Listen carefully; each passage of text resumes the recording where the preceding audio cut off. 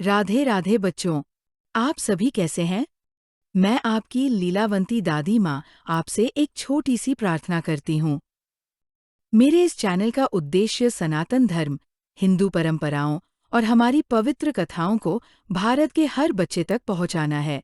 यदि आपको मेरी कहानियाँ और धार्मिक बातें पसंद आती हैं, तो कृपया मेरे चैनल को लाइक, शेयर और सब्सक्राइब अवश्य करें।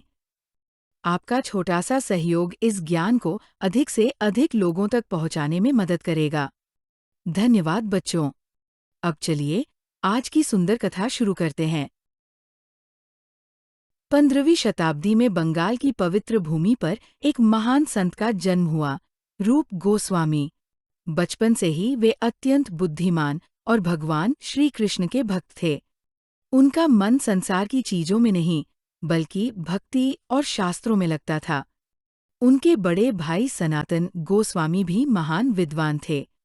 दोनों भाई भगवान की भक्ति में डूबे रहते थे। रूप गोस्वामी विशेष रूप से श्री राधा और श्री कृष्ण के दिव्य प्रेम से अत्यंत प्रभावित थे। धीरे धीरे उनके मन में वैराग्य बढ़ने लगा। उन्हें अनुभव होने लगा कि मानव जीवन का असली उद्देश्य भगवान की प्रेम भक्ति प्राप्त करना है। एक दिन रूप गोस्वामी का जीवन बदल गया। उनका मिलन महान संत श्री चैतन्य महाप्रभु से हुआ। महाप्रभु को देखते ही रूप गोस्वामी की आंखों से आंसू बहने लगे। श्री चैतन्य महाप्रभु हरे कृष्ण नाम का प्रचार कर रहे थे और लोगों को प्रेम भक्ति का मार्ग दिखा रहे थे।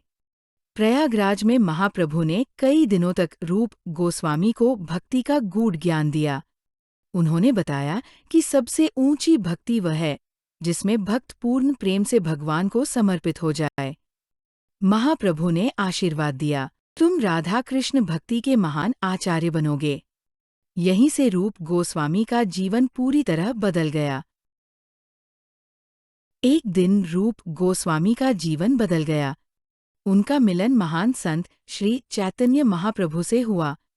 महाप्रभु को देखते ही रूप गोस्वामी की आंखों से आंसू बहने लगे। श्री चैतन्य महाप्रभु हरे कृष्ण नाम का प्रचार कर रहे थे और लोगों को प्रेम भक्ति का मार्ग दिखा रहे थे। प्रयागराज में महाप्रभु ने कई दिनों तक रूप गोस्वामी को भक्ति का गूढ़ ज्ञान दिया। उन्होंने बताया कि सबसे ऊंची भक्ति वह है जिसमें भक्त पूर्ण प्रेम से भगवान को समर्पित हो जाए। महाप्रभु ने आशीर्वाद दिया, तुम राधा कृष्ण भक्ति के महान आचार्य बनोगे। यहीं से रूप गोस्वामी का जीवन पूरी तरह बदल गया। वृंदावन पहुंचकर रूप गोस्वामी ने अत्यंत साधारण जीवन अपनाया। वे वृक्षों के नीचे रहते, कम भोजन करते और दिन रात भजन में लगे रहते। उन्होंने वृंदावन के प्राचीन लीला स्थलों की खोज की और लोगों को श्री कृष्ण की लीलाओं का महत्व बताया। उनकी भक्ति इतनी गहरी थी कि भजन करते करते वे कई बार समाधि में चले जाते थे। वे मानते थे कि श्री राधा की कृपा के बिना श्री कृष्ण की प्राप्ति संभव नहीं है। धीरे धीरे वृंदावन फिर से भक्ति का महान केंद्र बनने लगा।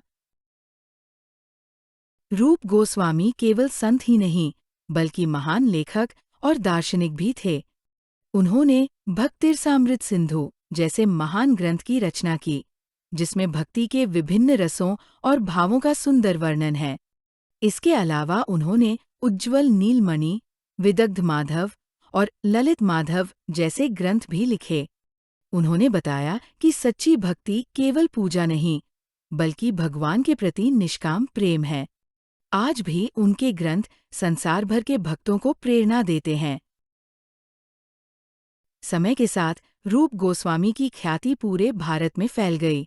दूर दूर से लोग उनके दर्शन करने वृंदावन आने लगे। लेकिन वे सदैव विनम्र और सरल बने रहे। अपने अंतिम समय तक वे भजन, लेखन और साधना में लगे रहे। एक दिन वृंदावन की पवित्र भूमि पर उन्होंने शांत भाव से शरीर त्याग दिया। आज भी उनकी समाधि भक्तों के लिए श्रद्धा का केंद्र है। रूप गोस्वामी ने संसार को ये संदेश दिया, प्रेम भक्ति ही भगवान तक पहुँचने का सर्वोच्च मार्ग है। श्री राधा की कृपा से ही श्री कृष्ण की प्राप्ति होती है। सच्चा भक्त वही है जो अहंकार छोड़कर समर्पण करे।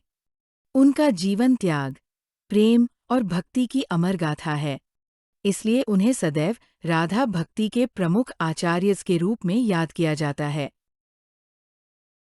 तो बच्चों, कैसी लगी आपको आज की कहानी? अगर आपको ये कथा पसंद आई हो, तो कमेंट में राधे राधे अवश्य लिखें। आपके प्यारे प्यारे कमेंट पढ़कर मुझे बहुत खुशी मिलती है और नई नई कथाएं सुनाने की प्रेरणा भी मिलती है।